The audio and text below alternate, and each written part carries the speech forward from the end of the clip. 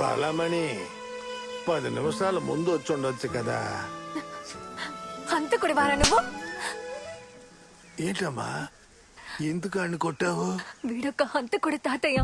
మిమ్మల్ని చంపాలని దత్తత తీసుకున్నాడు. ఏమంటున్నావమ్మా?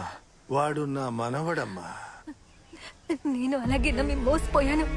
కానీ వీడు నన్ను మాత్రమే కాదు, మన అందరినీ ప్లాన్ చేసి మోసం చేశాడు. ఏనుగు కాళ్లతో నలిపి మీరు చనిపోయారంటే గవర్నమెంట్ నుంచి డబ్బులు ఇస్తారు.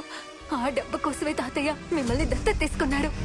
ఇలాంటి ఒక నీచమైన వాడిని నేను నా మీద నాకే చిరాగ్గా ఉంది తాతయ్య. చనిపోవాలనిపిస్తోంది. నువ్వు ఏదో గందరగోళంలో ఉన్నావు. అయ్యో తాతయ్య, అలాంటిదేమీ లేదు. నేను నిజం